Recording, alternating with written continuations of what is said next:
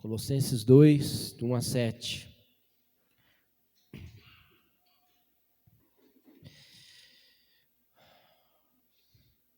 Amém? Diz assim: quero que saibam quantas lutas tenho enfrentado por causa de vocês e dos que estão em Laodiceia, e por muitos que não me conhecem pessoalmente. Que eles sejam encorajados e unidos por fortes laços de amor e tenham plena certeza de que entendem o segredo de Deus, que é o próprio Cristo. Nele estão escondidos todos os tesouros de sabedoria e de conhecimento. Eu lhes digo isso para que ninguém os engane com argumentos bem elaborados, pois embora eu esteja longe, meu coração está com vocês. Eu me alegro de que estejam vivendo como devem e que sua fé em Cristo seja forte. E agora, assim como aceitaram Cristo Jesus como Senhor, continuem a segui-lo, aprofundem nele suas raízes e sobre ele edifiquem sua vida. Então sua fé se fortalecerá na verdade que lhe foi ensinada, e vocês transbordarão de gratidão. Amém? Vamos orar mais uma vez. Senhor Jesus, quero te agradecer por este momento, pedir a tua graça, o teu Espírito, Deus, continue falando comigo, fale com os meus irmãos, possa nos edificar, Deus, com essa bênção, com esse conhecimento, por tua palavra e por seu Espírito que atua em nós, em nome de Jesus, amém. Amém? Quando eu estava meditando nessa palavra, eu me lembrei de um sermão que eu preguei em janeiro desse ano, quando a gente iniciou janeiro, não sei se os irmãos se lembram, mas intitulado O Bom Combate. Eu fui ouvir de novo esse sermão, pela terceira vez, né?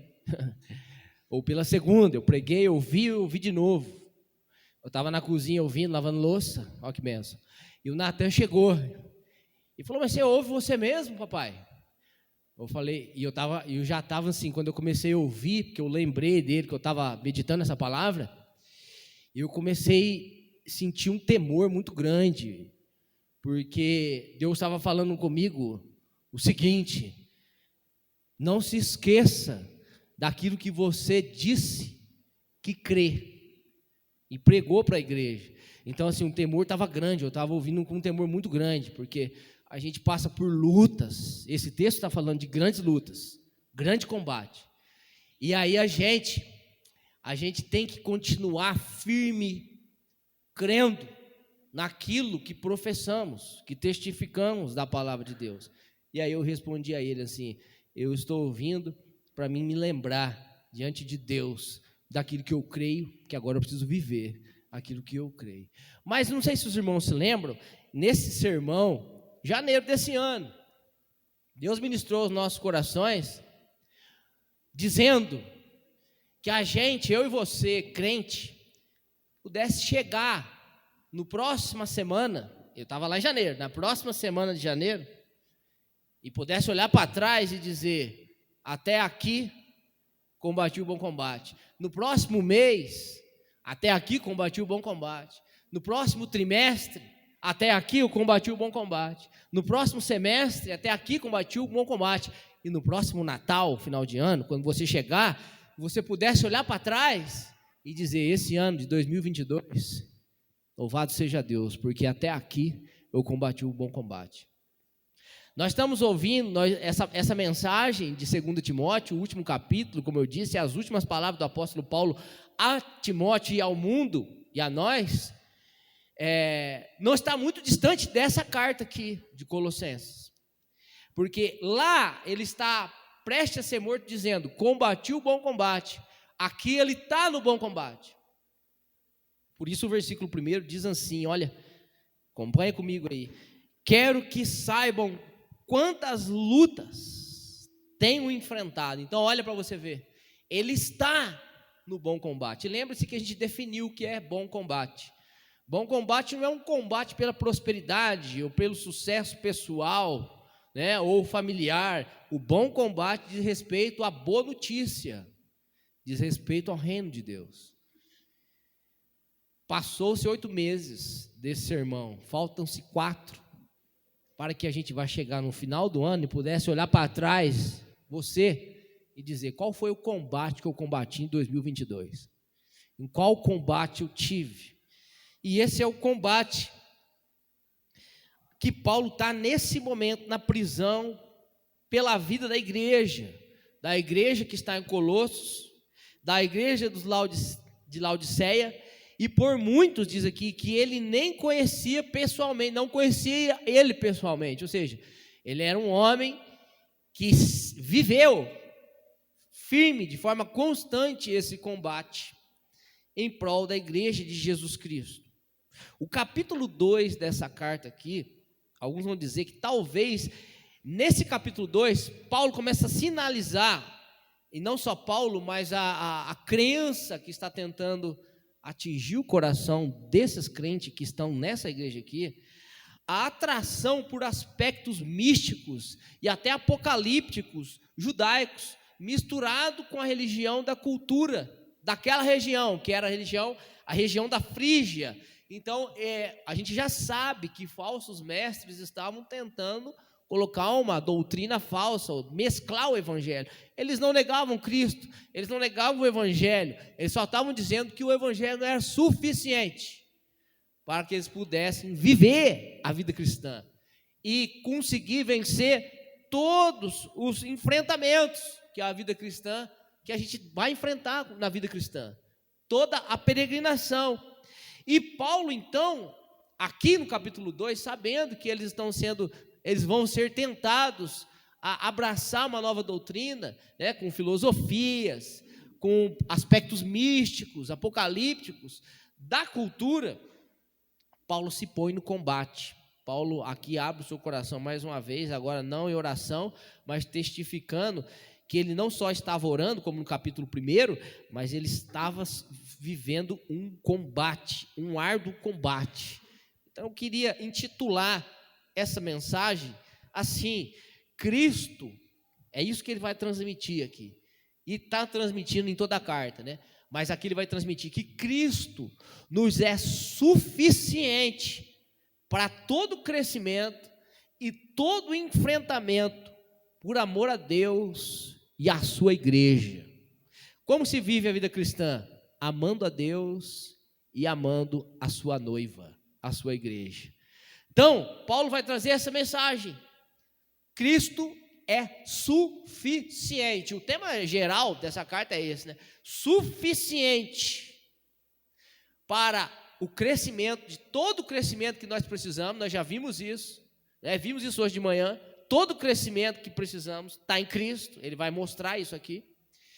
E para que a gente possa permanecer firme diante de todo o enfrentamento, porque ele está aqui diante de um enfrentamento. Ele não é um homem que prega só, não é? Ele está vivendo o que ele está passando, experimentando a sua fé diante de um grande enfrentamento. E por amor a Deus, a gente vai ver isso. E não só por amor a Deus. Você não tem que ser um crente por amor a Deus só. Você tem que ser um crente por amor à noiva do seu Senhor. Porque senão você não ama a Deus. Entende? É isso que Paulo está passando. Então, o primeiro ponto, a gente vai ver Paulo revelando o querer dele, o propósito dessa luta dele. Qual é o seu querer e qual é o seu propósito? Então, no versículo 1, olha para ver. Quero, que está um verbo, né? Querer, ele quer algo. E o outro verbo, que saibam, e o verbo saber. Então, assim, parte dele e os crentes passam a saber, a entender. Quero que saibam quantas lutas eu tenho enfrentado por causa de vocês, dos que estão em Laodiceia, por muitos que nem me conhecem pessoalmente. Essa luta, que essa palavra aqui na sua Bíblia aí, lutas ou guerras, não sei como está aí, ou combate, no grego é a palavra agona, é a mesma palavra para agonia.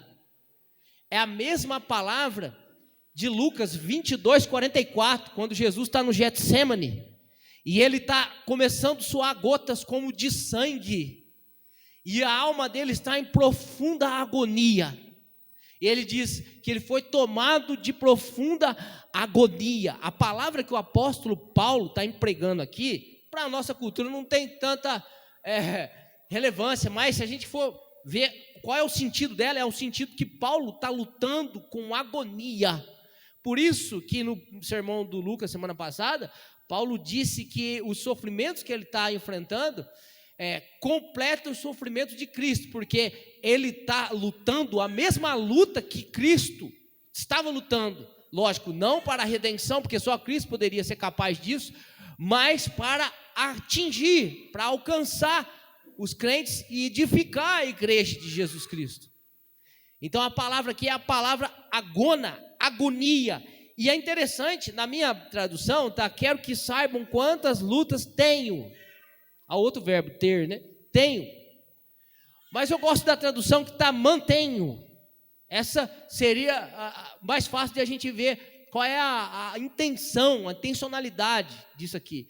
Eu mantenho. Então você imagina um negócio comigo assim, irmão. Você está numa luta que uma grande porcentagem dessa luta, muitos não vão dar valor, não, muitos vão abandonar. Ele teve nessa luta pela igreja de Corinto, e a igreja de Corinto questionava o apostolado deles. Foi a igreja que mais, eu acho que fez ele sofrer. Mas ele disse assim, eu acho que o Lucas citou esse versículo semana passada, não sei se foi o Beto, mas ele disse assim que quanto mais eles o rejeitavam, mais ele amava eles. É interessante, pensa numa coisa, você iria se manter numa luta por alguém que não te dá tanto ouvidos assim? Ou uma luta que você está tão distante, pessoalmente distante, porque estava preso, você não pode fazer tantas coisas por eles. Às vezes a gente não quer se manter em algumas lutas, e às vezes a gente se mantém em algumas lutas que nós não devíamos se manter, e na luta que a gente devia estar mantido como prioridade na nossa vida, a gente não está. Então Paulo está falando que ele sofre essa agonia. Você imagina Paulo na prisão sofrendo em oração, sofrendo retaliações. A gente entende o que Paulo está passando um pouco, porque a gente passa por isso, em favor da verdade. Aqueles que lutam em favor da verdade, para deixar a verdade para o povo de Deus, sabe o que passa, meu irmão. Sabe o que passa. Sabe. Eu vim saber o que é isso esses 2 anos e meio que eu estou aqui. O que passa. Eu não vou falar da minha, mas eu me identifiquei muito bem aqui com o que está passando. E sabe o que é interessante? Que às vezes eu não queria me manter nessa luta. Não no sentido de abandonar os irmãos, mas no sentido de pedir para Jesus, volta. Volta. Não é nem pedir para morrer, mas pedir volta, porque o negócio estava tão intenso, tão forte, tão difícil. E o apóstolo Paulo não foi diferente, porque na segunda carta dos Coríntios, no capítulo 1, você vai ver que ele está numa luta tão grande na Ásia. Ele fala que ele enfrentou uma luta tão grande na Ásia, que ele se desesperou da vida, e perdeu as esperanças, até que Deus pudesse guardar ele da vida. Aí ele fala assim, que ele passou por isso, para aprender a confiar em Deus. Você vai achar isso no capítulo 1 de 2 Coríntios. Nós passamos por isso para aprender a confiar em Deus. Pensa, Paulo precisava aprender a confiar em Deus, meu irmão. Ainda depois de ser um grande instrumento nas mãos de Deus. E às vezes a gente quer que o Senhor, porque se o Senhor voltar, pelo menos a gente não sai da luta como um covarde, né? Mas eu gosto de uma frase do Lázaro, o cantor que faleceu, acho que foi ano passado, né, de Covid. Tem uma frase que ele diz assim: às vezes nós estamos querendo ser levado ao céu, não é porque nós queremos o céu, é porque estamos sendo derrotados pela terra. E essa foi uma verdade dura, que eu tive que confrontar a mim mesmo, porque não sou eu quem luto, é Ele quem luta a favor de mim e a favor de nós. Por isso, a gente vai ver que Paulo consegue se manter nessa luta, o porquê ele se mantém e o porquê ele consegue se manter nessa luta, e nós vamos conseguir se manter na nossa luta, a causa não está em nós. Olha o versículo anterior, o 27 do capítulo 1, ó, sobe aí no versículo 27 do capítulo 1. Ele vai dizer assim, o porquê ele está nessa luta, versículo 27, porque Deus queria que eles soubessem que as riquezas gloriosas desse segredo também são para vocês, os gentios. Então Paulo se mantinha nessa luta com o coração na vontade de Deus. Deus queria que as pessoas, os gentios, ou seja, os eleitos, conhecessem o segredo de Deus para a salvação, que é quem? Cristo, entende? O segredo não é mais segredo, está completamente revelado já, não precisa mais de profeta, não. Tudo que nós precisamos está revelado. Então Paulo se mantinha amarrado, ancorado no desejo de Deus. Deus tinha um desejo que os gentios conhecessem o segredo que era Cristo para a salvação. E Paulo foi levantado apóstolo dos gentios. Então esse é o primeiro ponto. O desejo de Deus no coração do apóstolo Paulo, dele se manter nessa luta. Tá, tudo bem, mas e a força? E o porquê da força dele conseguir se manter nessa luta? Porque a gente vai ver que ele poderia ser liberto da prisão e sair livre, se ele prometesse não pregar mais o evangelho. Mas ele se mantinha lá. O versículo 29 vai responder como que ele consegue se manter nessa luta da vida cristã, em favor da igreja agora, não é? Por causa da vontade de Deus, em favor da igreja. Capítulo 1, 29. Por isso trabalho e luto com tanto esforço na dependência de quem? De seu poder que atua em mim. Por isso que ele conseguia se manter. Não é porque ele era Paulo, o herói que a gente costuma... Não, é porque ele estava na dependência do poder de Deus na vida dele.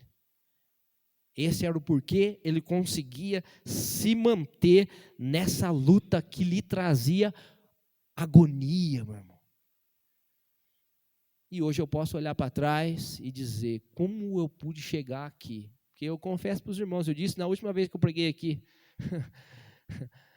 ou foi nessa do Bom Combate, eu disse assim, no ano de 2021, muitas das vezes eu olhava para frente e perguntava se eu ia conseguir chegar em dezembro. Não estava nenhuma enfermidade, não passei por Covid igual muitos passaram, não estava em situação financeira terrível, não. Era só uma agonia realmente mental, espiritual, interior. Às vezes eu me perguntava assim, mas, cara, tem gente pior que eu, assim, passando por coisas literalmente, fisicamente, pior que eu. É uma vergonha eu passar por isso, mas aí eu aprendi a respeitar o que eu estou passando. Porque eu entendi, e a gente precisa entender, que quando a gente diz não ao pecado, diz sim para renunciar coisas que a gente gostaria de estar vivendo, para viver a vontade de Deus, a gente faz isso por causa de Deus, por causa de Cristo, por amor a Deus. E quando a gente também se mantém na obra de Deus, no ministério, no local onde Deus nos colocou, a gente faz isso porque amamos não só a Deus, mas porque amamos a igreja, a noiva de Cristo. E depois a gente olha para trás e vê que fizemos isso na dependência do poder dele. Ele nunca nos deixou. Ele nos trouxe até aqui. E nos levará até o dia que ele quiser, até o momento que ele quiser nos levar nessa obra. E é por isso que Paulo se mantém nessa luta, agonia, meus irmãos. Só quem passa sabe, vai saber o que é isso. E aí, Paulo, ele então também não só prega, expõe aquele texto maravilhoso de capítulo 1, versículo 15, aquele louvor que a gente canta, Colossenses 1, a suficiência de Cristo, mas ele experimenta da suficiência de Cristo. Ele também tem que aprender que Cristo é suficiente, como lá em 2 Coríntios 1, ele diz que teve que aprender a confiar. Deus permitiu ele passar uma luta tão grande, é interessante, porque em 1 Coríntios, capítulo, se não me engano, capítulo 10, versículo 13, ele vai dizer assim, ó: não virá tentação sobre vós, senão humana, mas vindo a tentação, fiel é Deus, que lhe dará o escape. O nosso irmão Romildo postou esse versículo, mandou para mim, numa hora, sim, Deus usou a vida dele, ontem, consolou meu coração, né? Ele está falando de tentação. Deus não vai permitir uma tentação, além de que nós não pode suportar. Quando vir a tentação, ele está prometendo que ele vai dar o escape. Mas aqui ele não está falando de tentação, aqui ele está falando de tribulação, aqui está falando de aflição, aqui está falando de agonia. Em 2 Coríntios, capítulo 1, ele vai dizer que eles passaram uma aflição tão grande, uma tribulação tão grande, que era muito maior que as forças dele, mas não era maior que a força de Deus. Você entende? Nós vamos sim passar por aflições e agonia na nossa vida, maior que as nossas forças, de fato. Qualquer coisa é maior que a nossa força. Qualquer coisa. O louvor de Lutero, do Castelo Forte, vai dizer: a nossa força nada faz. Jesus vai dizer em João 15,5: sem mim nada podeis fazer. Mas não mais forte do que a força dele. Porque se Deus é por nós, quem? As tribulações? As agonias? As aflições? Nada. Nada. Porque em Cristo somos mais que vencedores. Nós vamos sentir sim o que é ser pequeno, o que é frágil, mas nós precisamos experimentar desta suficiência. Cristo tem que ser suficiente na nossa vida, pela fé, pelo que você ouve aqui e aprende, mas por aplicar a palavra de Deus na sua vida, e também pelas tribulações que a gente vai passar. Então, o que Paulo passa, na vida de Paulo também se mostra que Cristo é uma fonte de sustentação. Eles não precisam de filosofia, eles não precisam de uma nova doutrina, eles não precisam de um culto mais poderoso, mais místico. Cristo era suficiente. Paulo não estava numa grande igreja maravilhosa, com luzes, com louvor, com instrumento, com profecia, com ministração. Paulo estava na prisão, sozinho, por causa do evangelho, não era por causa dos crimes dele. E Cristo foi suficiente para ele lá. E o culto que Paulo prestou na cadeia, sozinho, irmãos, não é porque ele era Paulo, não é porque ele creu e ancorou seu coração no evangelho, é muito maior do que o nosso, às vezes, num lugar assim muito mais aberto, muito mais fácil. A gente precisa se apegar, falar para nós todos os dias. Quando vinha a tentação, sabe? Quando vinha a vontade de procrastinar, de não renunciar, de não se comprometer, fala para você, para a sua alma, como salmista. O salmista fala com a alma. A gente tem que aprender vamos dizer, esse instrumento da graça na nossa vida. Falar com a nossa alma, igual o salmista fala. Depois de Colossenses, eu comecei a falar com a minha alma. Cristo é suficiente. Cristo é suficiente.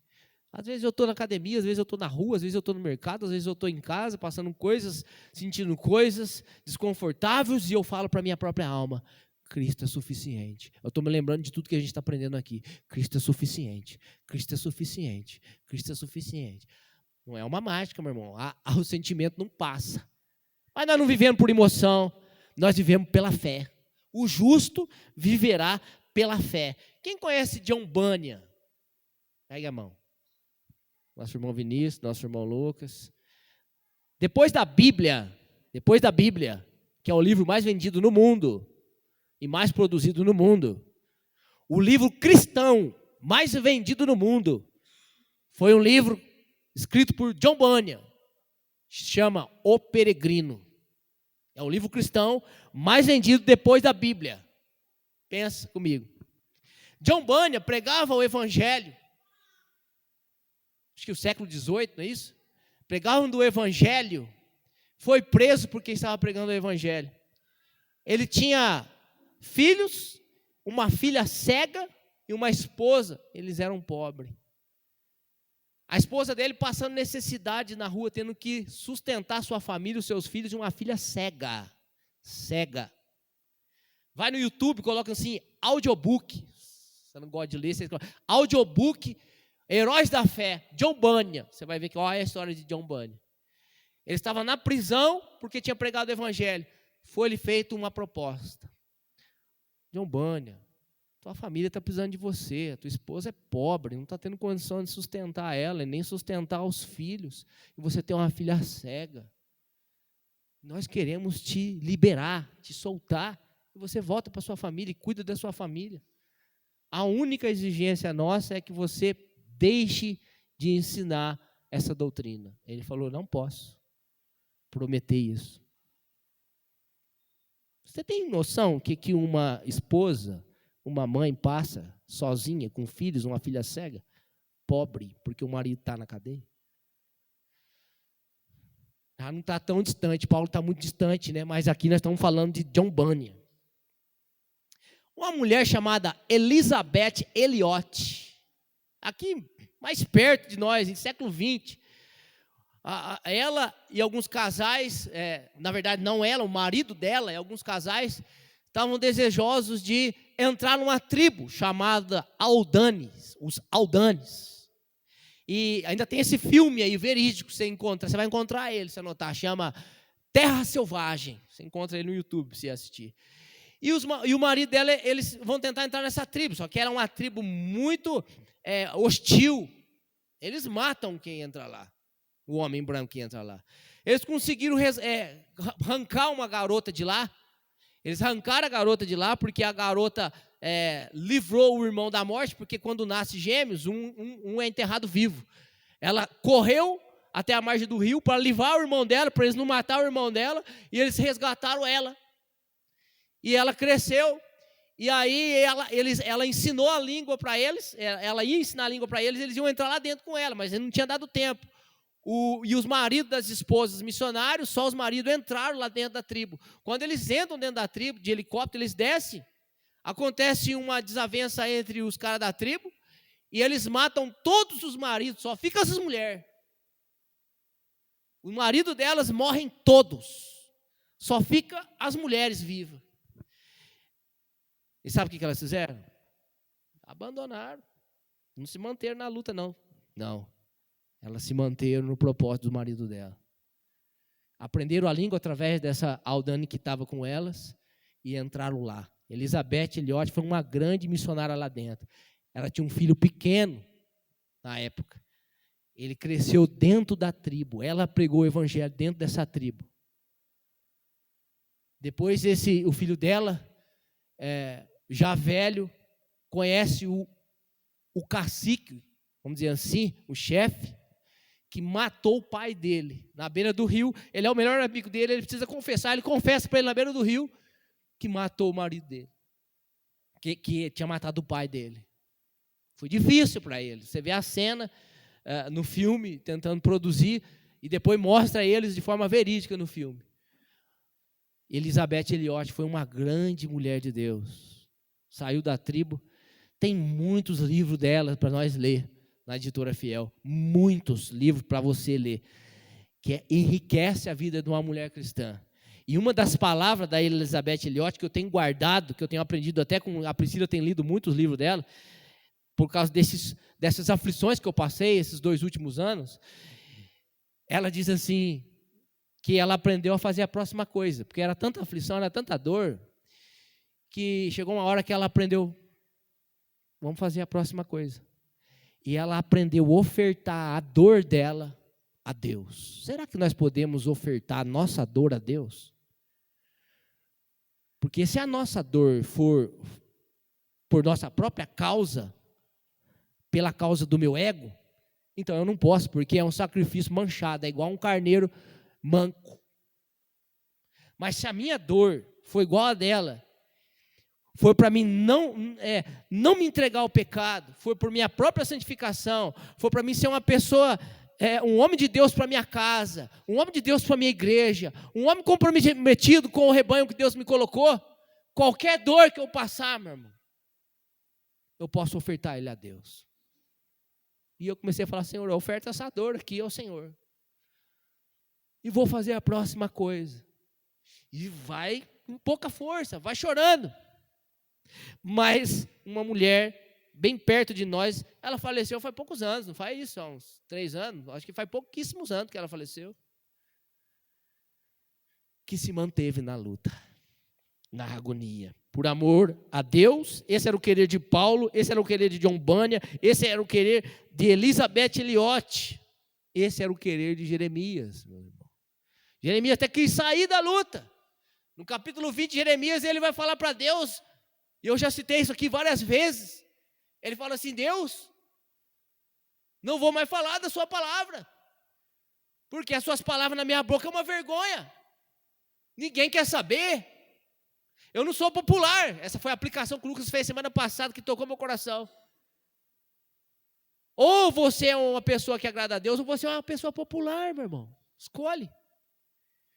Eu não sou popular porque eles não querem ouvir a sua palavra, eu só sou açoitado e envergonhado lá fora. Já disse, não falo mais das suas palavras. Você sabe que depois ele fala depois disso? Mas eu não consigo não falar, porque as suas palavras me ardem nos ossos.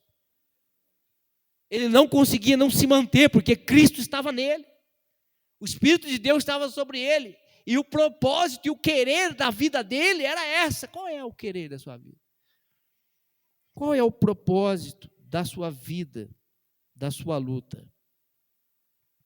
Um servo saudável tem sincero interesse de igreja como uma instituição. Sabe por que muita gente não tem compromisso com a igreja? Porque vê como uma organização.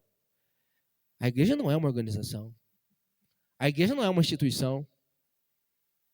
A igreja é uma pessoa, cuja cabeça dessa pessoa é Cristo. E essa pessoa é a noiva de Cristo, que Cristo casou e é um com ela. A gente precisa olhar para a igreja de forma bíblica. Esse é o amor. Esse é o amor lá de 1 Coríntios 13, versículo 7, que tudo suporta, tudo sofre, tudo espera, tudo crê. Tudo. E não é baseado na nossa força, mas na dependência do poder dele. Eu pude olhar para trás, muitas das vezes, chorando sozinho, dentro do carro, aí, atravessando essa cidade, e pensar: essas lágrimas são porque nós estamos vivendo com pouca força, com muita falha, mas nós estamos tentando viver o verdadeiro evangelho, viver pela verdade de Deus, para a glória de Deus. Disso, podem me tirar o que for, aí isso ninguém me tira. Ninguém vai tirar isso. Como não tiraram de John Bunyan, não tiraram de Elizabeth Elliot, não tiraram de Paulo, de Jeremias, de tantos outros. Isso ninguém vai tirar do servo de Deus, que tem sincero interesse pela igreja de Deus. As implicações do querer de Paulo, para que eles saibam o querer de Paulo, não vai trazer orgulho para Paulo, tipo assim: eu queria que vocês soubessem o que eu estou passando, né? Aquela pessoa assim: ei, você não sabe o que eu passo, e para, como se a pessoa se orgulha. Não ia trazer orgulho para Paulo, sabe por quê?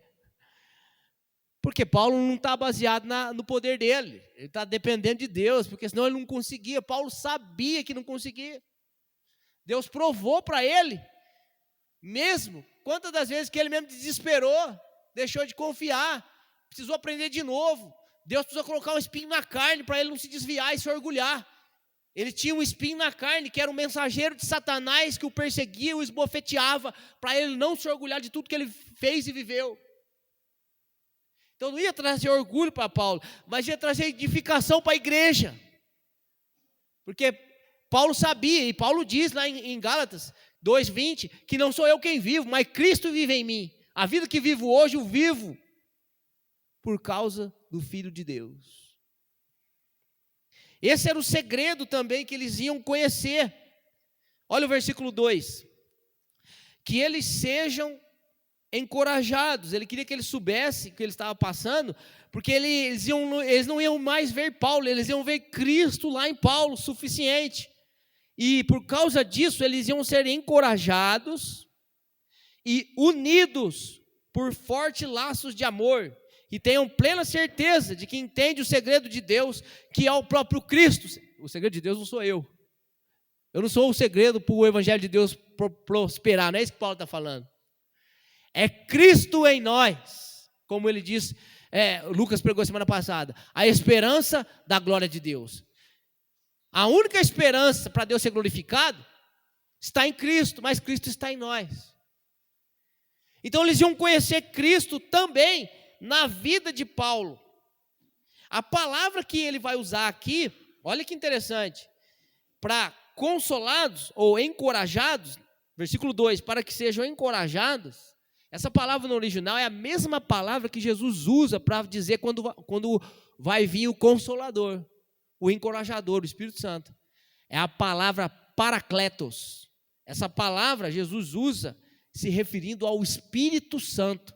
Não é uma consolação e um encorajamento só para você saber o que Paulo... Nossa, Paulo é o cara, eu vou tentar ser igual a Paulo. Não é uma coisa natural de Paulo para nós e da nossa natureza para tentar ser como Paulo. Não, é uma coisa que vai de Deus para Paulo, fortalece Paulo, volta de Paulo para Deus, se refina e depois vem até nós. E de nós para Deus. É uma ação do Espírito Santo.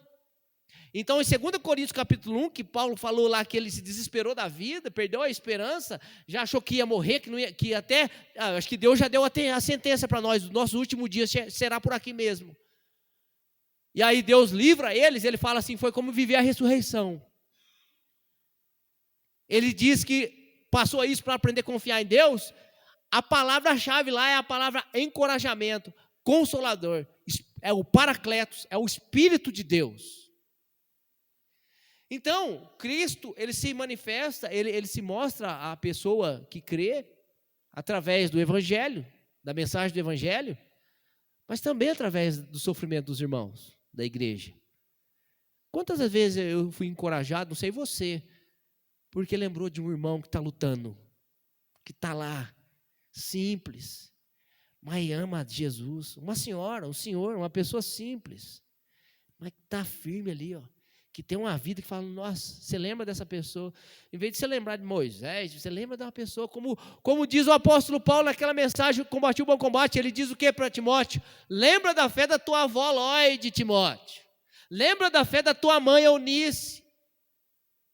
De alguém singelo, mas alguém sincero. E a gente é fortalecido, porque a gente se lembra desses irmãos. E aí o Paracletos, ou seja, o Espírito de Deus, o Consolador, o Encorajador, ele vem até nós, nesse mesmo trabalhar, e nos consola, e nos encoraja. Essa é a palavra que Paulo está usando aqui. Agora, olha o versículo 2, essa palavra que ele usa aqui, que vocês sejam encorajados, ou seja, uma ação do Espírito de Deus, Paulo não poderia fazer isso, e essa palavra aqui, ó, unidos por fortes laços, ou vínculo. Essa palavra aqui que eu achei mais tremenda, que é a palavra simbimbastes, que é da raiz simbiose. Só quem assiste a Marvel vai saber, quem que é o Venom. É a simbiose, é uma palavra grega que significa a junção de duas espécies diferentes, se tornando uma só. A palavra simbiose, no sentido inglês, eu achei tremendo demais. Dá o sentido assim, foi tricotado junto.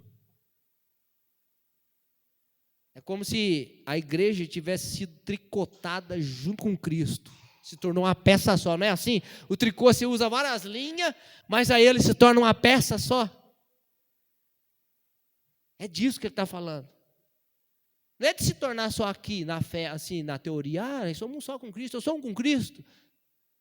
Não, é se tornar também nos sofrimentos de Cristo, porque Paulo fala assim, ó, eu estou sofrendo os sofrimentos de Cristo, eu trago no meu corpo as marcas de Cristo, porque Cristo ainda sofre na igreja pelo seu povo. No grego, essa palavra simbiose significa com os pés juntos. Nós vamos andar com os pés juntos, Paulo está falando aqui. Isso é o vínculo da perfeição. Andar com os pés juntos. É tão junto, a gente precisa crescer, sabe, nisso. Só que é interessante que no sentido do dicionário português, essa simbiose, são duas espécies diferentes que se unem e se tornam como se fosse uma só. Mas no sentido do evangelho, não. Ele nos transformou uma nova natureza. Não é mais diferente, é a mesma natureza. 2 Pedro 1 vai dizer que ele compartilhou conosco a natureza divina e nos fez um.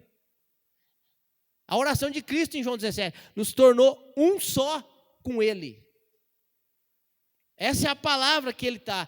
Então, assim, o nosso sofrimento, o sofrimento dos irmãos por você, o seu sofrimento por mim, opera pela ação do Espírito de Deus e da palavra de Deus, essa simbiose nos faz ser cada vez mais juntos.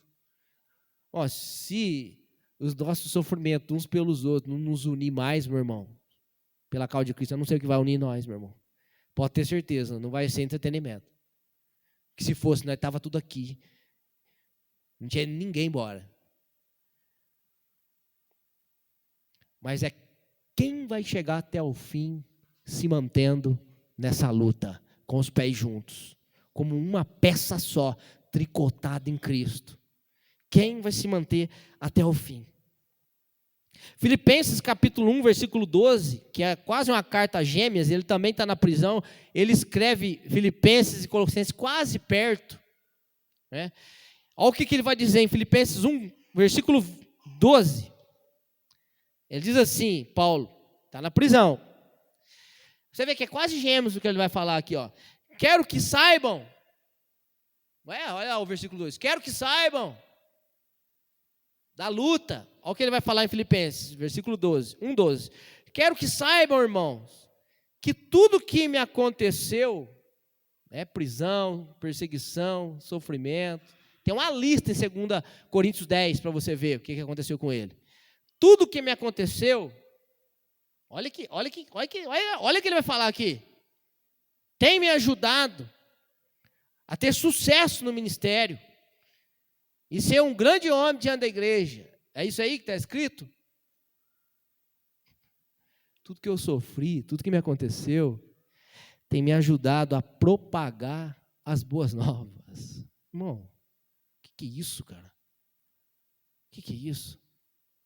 O interesse dele. Tudo que eu sofri, tudo que eu estou passando, ele está na cadeia. Aí é o que ele vai falar. Pois todos aqui na cadeia, incluindo todos os presos e incluindo toda a guarda do palácio, sabem que estou preso por causa de Cristo. Que tinha pessoas lá fora dizendo outras coisas. Os que estão aqui sabem que eu estou preso por causa de Cristo. E, por causa de minha prisão, a maioria dos irmãos daqui se tornou mais confiante no Senhor e anuncia a mensagem de Deus com determinação e sem medo, irmão. É para ter mais medo. Se a gente for pensar no natural, Paulo foi preso, irmão, anunciando a mensagem, você é o crente quietinho no banco. Quieto, ó. Se Paulo foi preso, não, ele está dizendo que os irmãos se tornaram mais confiantes e começaram a pregar o evangelho com mais determinação. Se a nossa vida não levar uns aos outros a essa determinação, talvez nós estamos vivendo uma vida cristã totalmente diferente do que é cristianismo. Isso é interessante, porque quando alguém for meter o pau no cristianismo, te parar lá fora para meter o pau no cristianismo, pergunta para ele de qual cristianismo você está falando, porque hoje mancharam o termo. Então, o caminho da verdade é difamado por causa daqueles que dizem que ser cristão, ser do cristianismo, ser da igreja evangélica, mas não são. São por orgulho. Paulo vai falar isso lá aos Filipenses. Mas nós aqui, irmãos, nessa comunhão, nessa vida tão perto, a nossa vida tem que encorajar o outro. Nós precisamos entender qual é a causa e o propósito e o querer da nossa vida.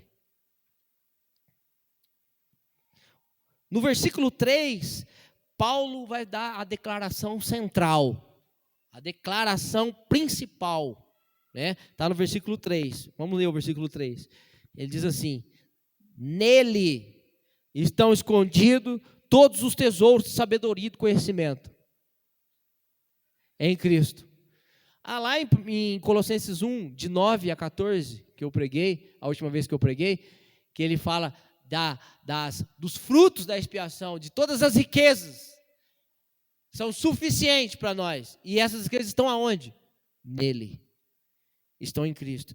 Essa é a declaração central. Jesus, Jesus, você já parou para pensar nisso? Eu ouvi isso de um pastor essa semana e isso é verdade. E ele disse, a gente precisa falar mais sobre isso nas nossas pregações. Jesus foi o único ser humano que se tornou humano, né? Deus, o único, dentro de toda a história, esperado. Ninguém esperava ninguém vir. Ninguém esperava ninguém chegar aqui e mudar a nossa situação, sabe? Ninguém esperava nada tão grandioso assim. Ninguém esperava. O único esperado por toda a humanidade foi Cristo. Por isso que ele está falando aqui. Ele é o segredo de Deus revelado. Ele foi o único. E não vai vir outro. Não espera outro, meu irmão. Não espera outro. Não vai vir outro. Ele já veio. Cristo já veio. Não só Cristo é o único esperado, Deus deu a ele, né? Para todo aquele que nele crê, entregou ele ao mundo, entende? Não só o único esperado, mas toda a história, todo o palco escrito, tudo que Deus veio escrevendo na história, foi para preparar para Jesus chegar. Até o contexto é ele. Tudo. Por isso que sem ele, nada podemos fazer. É interessante uma frase, eu não sei aqui quem assistiu aquele filme Paulo Apóstolo de Cristo, mas tem uma frase que ele fala para um dos guardas lá, o líder dos guardas romanos, né, que está querendo conhecer do evangelho, mas ele não consegue entender, porque o evangelho, para entender, Deus precisa se revelar a você, né? Não é somente intelecto. Ele diz assim, Paulo diz assim, só existe um momento, só um momento. Nesse momento que existe, é o momento quando Deus estilhaça suas defesas e você se encontra totalmente conhecido dele. Sabe o que eu entendi dessa frase? Não é nem uma frase bíblica, mas sabe o que eu entendi? É verdade, meu irmão, só existe um momento. Sabe por quê?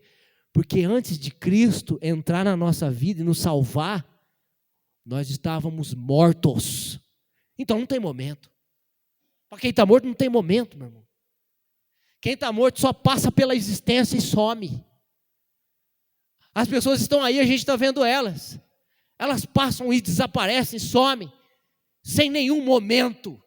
Por quê? Porque estavam mortas e partiram mortas desta terra, em seus delitos e pecados, mas esse momento chegou a nós. Deus estilhaçou as nossas defesas contra Ele, porque não queríamos o receber, não queríamos Ele na nossa vida. Ele nos conquistou com a sua graça suprema, e agora, meus irmãos, nós podemos conhecê-lo, e sabendo, olha o que ele fala, que somos totalmente conhecidos dele, porque Ele nos conheceu antes da fundação do mundo.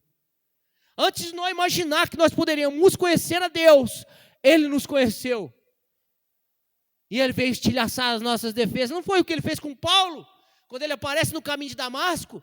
Porque tu está lutando contra os meus aguilhões. Ele estilhaça as defesas de Paulo. E Paulo se encontra com o Salvador, o único esperado. Essa é a declaração suprema da carta. Todas as riquezas do tesouro e da sabedoria e do conhecimento estão em Cristo. Riquezas, irmão, riqueza? Tem aí não. Em Cristo.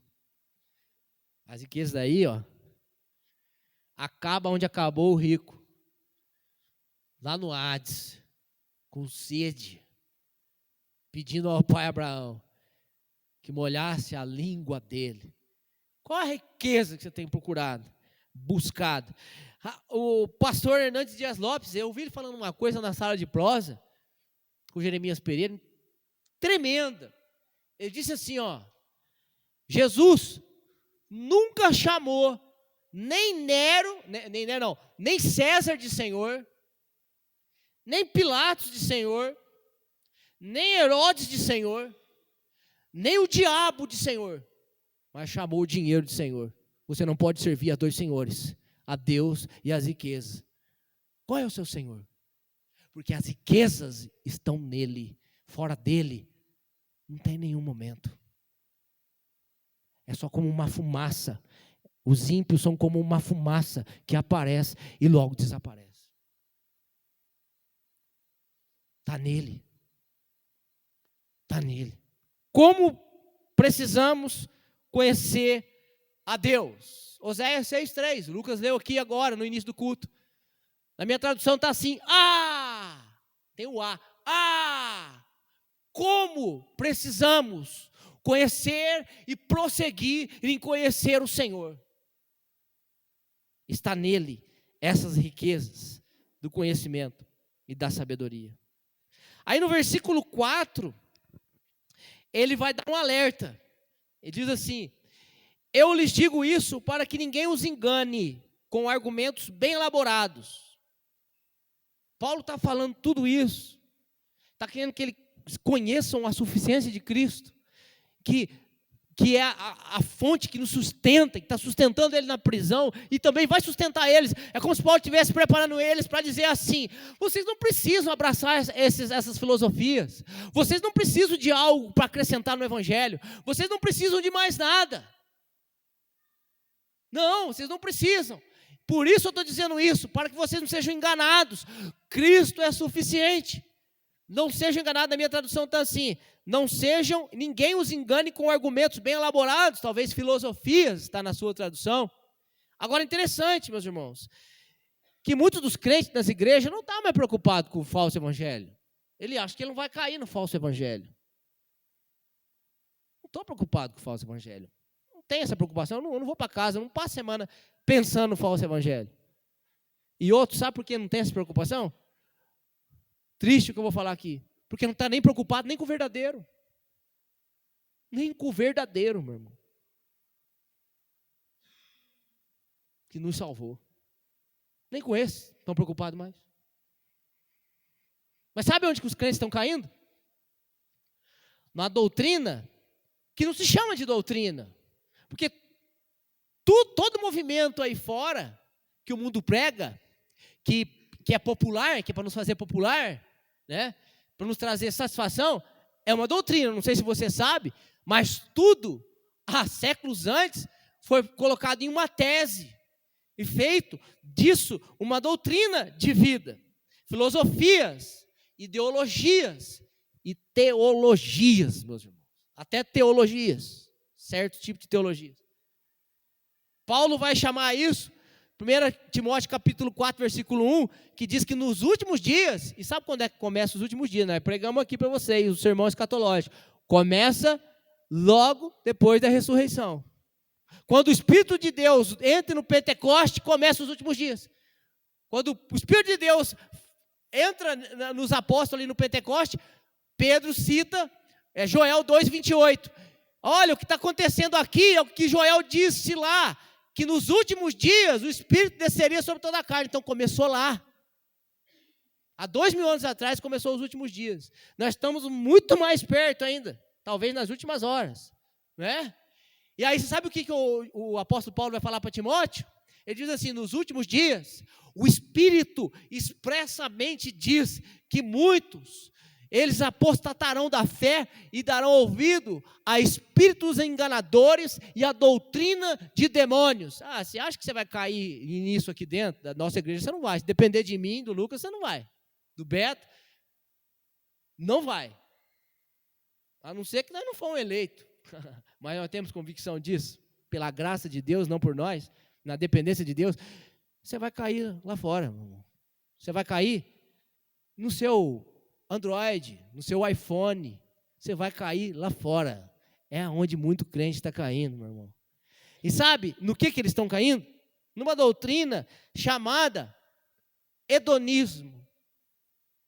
Mas não se chama mais de hedonismo. Ela foi colocada em tese séculos atrás. Naqueles séculos atrás, eles não abraçaram, mas está sendo abraçado agora. Sabe o que significa hedonismo? Edom significa prazer. E ismo significa doutrina. Foram filósofos gregos que inventaram isso, dizendo que o ponto supremo da nossa vida é o prazer. Seja na riqueza, seja na sensualidade, seja no que for. Agora é interessante, eu estive pensando nisso. Mas tem o pluralismo, tem o relativismo. Relativismo é que cada um tem a sua verdade, cada um tem a sua maneira de seguir sua vida. Tudo isso é pregado aí fora. Mas todas essas ideologias e filosofias servem o hedonismo. Todas elas vão apontar para uma vida em que o prazer tem que ser o ponto máximo. E é nisso que vai acabar o Apocalipse. Uma multidão seguindo após a grande prostituta chamada Grande Babilônia. Em Atos 2,40, o apóstolo diziam, e diz para nós hoje, salvem-se dessa geração perversa. Salvem-se. E lá em Apocalipse 18, versículo 4, João vai dizer assim, sai dela, povo meu. Não é para sair na hora que Jesus voltar, não, sai agora. Sai, porque Babilônia não é o nosso lugar. É o lugar do hedonismo, meu irmão. Os crentes estão caindo nisso. Eles não estão preocupados com falsa doutrina, eles não estão preocupados nem com a verdadeira doutrina, mas eles estão caindo em prazeres que até são legítimos. Mas não vivem esse comprometimento saudável e sincero com a noiva de Jesus Cristo. Então Paulo está falando para eles, eu digo isso para que ninguém os engane. Toma cuidado. Pensa nisso. Pensa nisso, meu irmão. E no versículo 5, ele vai fazer uma declaração pessoal dele. Né? Ele diz assim, parte A do versículo 5. Pois embora eu esteja longe, meu coração está com vocês. Quando eu li isso aqui, agora eu vou fazer uma declaração pessoal para vocês. Quando eu e a minha família estiver longe, não esquece de nós não, irmãos. Não só para enviar o nosso sustento, mas envia um zap. Fala conosco, manda um vídeo. Não esquece de nós não. Visita nós lá de novo, Júlia. E quem quiser. Viu? Porque nós vamos estar longe. Nós já estivemos longe, 5 anos e meio. E não esquecemos de vocês. E a prova disso foi porque nós voltamos e abraçamos a noiva de Cristo aqui. Não esquece de nós, não. Paulo está falando, embora eu estou longe, né, o meu coração está com vocês. Eu louvo a Deus, sabe por quê? Se eu tivesse vindo em 2020, né, 2019, já chegamos aqui, e ido para missões, eu acho que o meu coração ainda não ia estar com vocês. Porque agora, depois de, vai dar 3 anos, no final do ano, agora meu coração está com vocês, porque eu sei o que eu sofri por vocês. Por causa de Cristo. Não é por causa do meu amor, porque meu amor é falho, mas por causa de Cristo. Tive pouca força, falhei com todos vocês. Quanto a visitas, mas quanto à verdade, tudo que eu pude fazer com a força que eu tinha, eu tentei deixar aqui. E vou até o fim. E não é por causa de mim. É por causa de Cristo. E Paulo ainda continua agora com um elogio, a parte B do versículo 5. Eu me alegro que estejam vivendo como devem. Então, Paulo não está falando que eles estão, assim, igual a igreja de Gálatas. A igreja de Gálatas, Paulo não faz nenhum elogio. É a única carta que não tem nenhum elogio. Paulo vai falar para eles assim, olha, eu não acredito que vocês se desviaram tão rápido do evangelho que vocês receberam. Paulo vai falar para ele, porque se vier um anjo do céu e pregar um outro evangelho, seja amaldiçoado.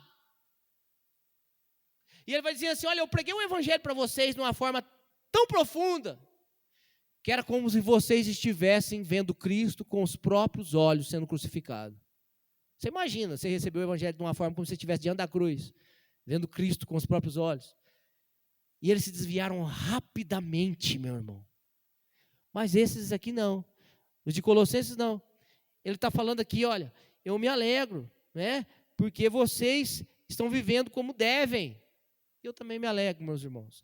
E de sua fé em Cristo seja forte. Você tem tudo. Tudo. Tudo. Agora eu posso dizer, tudo que você precisa para sua fé ser forte agora. Tudo. Toda a sã doutrina chegou até nós por causa da graça de Deus. Não foi por causa de nós, não. Por causa da graça de Deus sobre esse pequeno rebanho na cidade de Andradas. E para nós se manter nessa luta para a glória de Deus. E aí, para terminar, o último ponto meu, o versículo 6 e o versículo 7. Inclusive, no versículo 5, a palavra que ele usa aqui, para que a fé de vocês seja forte ou firme, é uma palavra que ele tira da vida militar, do original. É uma metáfora da vida militar. É que eles estão vivendo uma vida de caráter ordeiro e firme. Agora tem ordem. Não é igual a igreja de Corinto que estava numa desordem. No capítulo 14 ele vai falar, olha, tudo tem que ser feito com ordem e decência. Não, um caráter ordeiro, um caráter firme. Uma firmeza militar, é como quem está realmente no exército. No exército não tem brincadeira, né? Tem que ser firme. Então Paulo está elogiando isso. Mas aí, ele vai vir com o imperativo. O que é o imperativo? O imperativo é a ordem. É a aplicação agora, para nós seguir agora, nos submetendo, né, à ordem de Deus. Então, versículo 6, ele vai dizer, e agora, assim como aceitaram a Cristo, Jesus, como Senhor, continue a segui-lo. Entende que interessante? Olha que interessante. Ele não fala assim, ó, agora, como vocês aceitaram a Cristo Jesus como Salvador. Não, ele não está usando a palavra Salvador. Ele está usando a palavra Senhor. O Espírito de Deus coloca um negócio, ele amarra de uma forma que não tem para onde eles correr. Porque ele não está falando de Salvador, porque todo mundo quer Jesus como Salvador. Um monte de crente tem Jesus só como Salvador. Em Lucas 6,46, Jesus diz assim, por que vocês me chamam Senhor, Senhor, mas não fazem o que eu mando? Hã? Por quê? Porque papagaio também sabe falar. Vocês me dizem Senhor, Senhor, mas não fazem o que eu mando. Ele não está falando assim como vocês aceitaram Jesus como Senhor. E eu acho interessante que não dá nem para aceitar Jesus como Salvador, né? Porque Ele vem e nos salva. Ninguém não parte de nós querer aceitar Jesus. Parte dele salvar. Quando a gente diz eu aceito é porque já salvou. Mas agora nós o conhecemos como Senhor. Então ele fala, olha, da mesma forma como vocês agora dizem que vocês aceitaram ele como Senhor, siga-o. Começa a seguir. João vai dizer assim, aquele que diz que está nele, deve andar como ele andou. Se ele é Senhor, é a simbiose, é os pés juntos, é tricotado com ele. Então, olha, esse é o imperativo, é a ordem, siga-o. Nós devemos seguir. É ele. Pode ser o seu devocional de amanhã de manhã. Começar com essa palavra. Hoje eu devo seguir o meu Senhor. Aí você vai ler o que você quer, começa a orar. Mas lembre a sua alma, hoje eu devo seguir após o meu Senhor. Esse é um imperativo, aqui o verbo seguir está no imperativo. O imperativo é a ordem, a gente deve cumprir. Agora uma nota. Esse povo aqui que recebeu essa carta dessa igreja aqui, essa carta foi escrita entre o ano 60 e 64, depois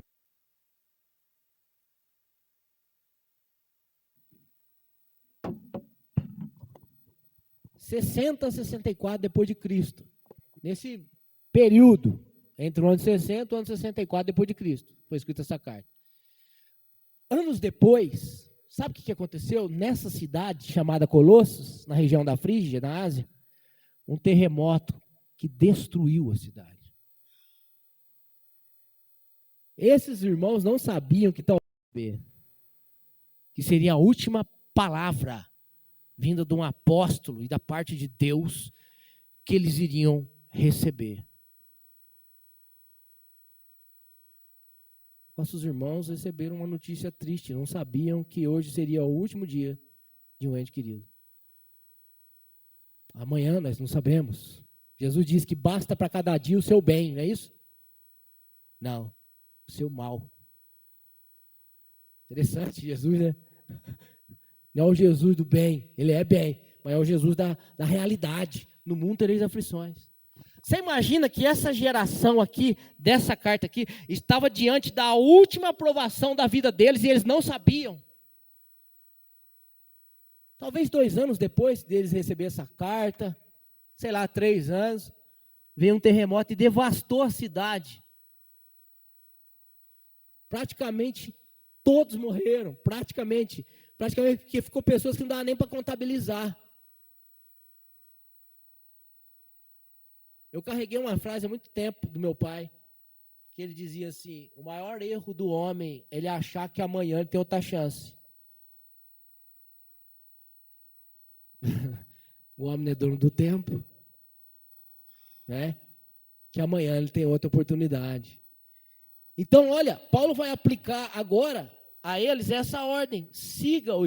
E que bom, eu fico imaginando o dia desse terremoto, que matou a igreja que estava lá. E essa igreja se encontrando com o Senhor. Feliz porque acataram a palavra do apóstolo Paulo, não se entregaram às filosofias, ao hedonismo, sabe? As coisas conforme os prazeres. Não se entregaram e agora estão diante do seu Senhor, do seu Deus, sem se envergonhar. Porque a Bíblia diz que alguns vão se envergonhar. Crente, quando o Senhor vir, alguns vão se envergonhar. Vão ser achados envergonhados diante do Senhor. Eu fico imaginando isso. Naquele filme, Apóstolo Paulo, Apóstolo de Cristo, tem uma hora que o povo está desesperado, com medo, porque está tendo jogos, né? Nero faz jogos, os cristãos na arena e solta os leões. Aí eles percebem que alguma coisa está para acontecer e perguntam para Lucas: Lucas, o que está acontecendo? O Lucas fala assim: amanhã haverá jogos. O povo começa a gritar, mulheres, mães, crianças, pais. Eles começam a gritar: amanhã haverá jogos. Mas vai ser só um momento de dor, só um. Depois estaremos em casa com o Senhor para sempre. As tribulações deste tempo não são para se comparar com a glória que há de nos ser revelada. Romanos 8,18. Porque essas tribulações são leves e momentâneas, mas que até elas vai produzir um peso de glória para nós, se nós nos manter nessa luta que o apóstolo Paulo se manteve, em crescer no conhecimento de Cristo. Ou o que você já sabe de Cristo é o suficiente. Porque até Paulo teve que aprender a confiar em Cristo. Até Paulo teve que aceitar um espinho na carne para ele não se orgulhar e aprender de Deus: a minha graça te basta. Nós precisamos, irmãos. Nós vamos enfrentar coisas maiores. Se você confia no seu Senhor,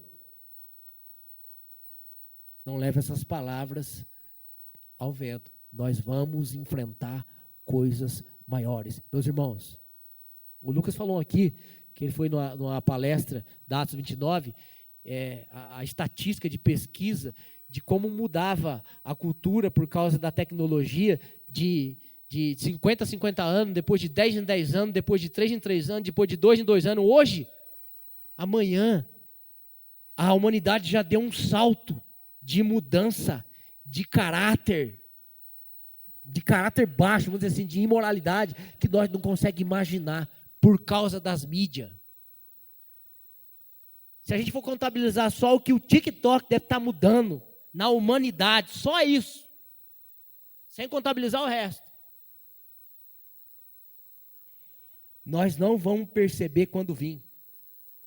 1 Tessalonicenses, capítulo 5, Paulo está falando dos últimos dias. No versículo 3 ele diz assim: quando todos disserem a paz e tranquilidade, virá repentina destruição. Aí ele fala: mas vocês não estão na escuridão, vocês já sabem, porque vocês já ouviram. Vocês estão na luz, vocês não são como os que dormem. Louvado seja Deus pelos crentes dessa igreja que abraçaram essas palavras de Paulo para segui-lo, que se mantiveram alertas contra os enganos. Lá que você vai enfrentar amanhã, lá na sua rotina, lá fora, no seu cotidiano. Nós não somos como os que dormem. Quando tá tudo em paz e tranquilo. É assim que diz lá, 1 Tessalonicenses 5:3, marca aí. Vai vir uma destruição de repente, repentina, meu irmão. É assim que o mundo vai estar. O mundo não vai estar alerta. Mas nós devemos estar alerta e seguindo o Senhor. Então a aplicação é o dever de nós estar fundamentado, não é num local, é num ser, é em Cristo, pelo dom da vida que Cristo nos deu. A primeira aplicação no capítulo 6 vem na nossa consciência. Você aceitou Ele como Senhor. A primeira aplicação é na consciência. Ele é Senhor, então siga-o. A segunda aplicação vem nas nossas práticas mesmo, nas nossas ações. Como segui-lo? É o versículo 7, parte A. Aprofundem nele suas raízes. Esse verbo aqui, ele está no perfeito, porque é algo que foi feito no passado, mas você já está arraizado nele. Lembra da simbiose? Você está tricotado com ele, você é um com ele. Não é para você colocar as raízes nele. Eu acho que Paulo tem a ideia aqui, é lógico, do que Jesus disse lá em João 15, né? Eu sou a videira verdadeira e vocês são os ramos, vocês estão enxertados em mim. Então agora, deem frutos, aprofundem nele as suas raízes. Mesmo em momentos difíceis. No sertão tem uma árvore chamada agaroba. A agaroba é uma árvore que é a única que fica verde na seca. Ela consegue aprofundar a raiz dela naquele solo duro e até a próxima cisterna mais perto, ou até o próximo pingo d'água por baixo da terra, ainda que esteja longe. Mas ela consegue ainda dar fruto na seca. Eu arrancava as garobas para dar para o carneiro, pastor Neto. Nós temos que ser igual a garoba, aprofundar, ir até onde a água está. Mas nos manter saudáveis e dando fruto para a glória de Deus. Aprofundem na onde? Nele. Não é muito mais do que aqui. É nele. Tudo que nós faz aqui é para servir uns aos outros, se aprofundar nele. E aí ele diz assim: edifiquem também sobre ele. Edificar o quê? A sua vida. Aqui já é a metáfora de um prédio, né? Edifique sobre ele. Esse aqui está no perfeito, no presente. É uma ação contínua. Você deve continuar fazendo isso. E o que você tem que aprofundar? E o que você tem que edificar sobre ele? É a sua vida. Não é o meu ministério que eu tenho que edificar sobre ele. Meu ministério é só consequência. É a minha vida. Porque um dia, se me faltar o ministério, eu não posso faltar com a minha vida estar edificada sobre ele. E qual é o resultado, para nós encerrar? O resultado é a parte B do versículo 7. O resultado: então, se você fizer isso, a sua fé se fortalecerá na verdade que lhe foi ensinada, e vocês transbordarão de gratidão. Gratidão, gratidão. Gratidão vence qualquer coisa, qualquer luta, qualquer tribulação. Aí talvez você pense assim: mas eu não preciso me aprofundar tanto na verdade. Isso aí é para pastor, pregador, teólogo. O que isso vai mudar? Vai fortalecer sua fé. Ou você não se abala quando seus filhos passam por dificuldades difíceis? A sua família, você, tentação. Ou você não se abala, a sua fé já é forte. Isso muda muita coisa. Sua fé. O que mais? Sua gratidão. E você vai ser alguém para a glória de Deus. Amém, meus irmãos? Vamos louvar o Senhor.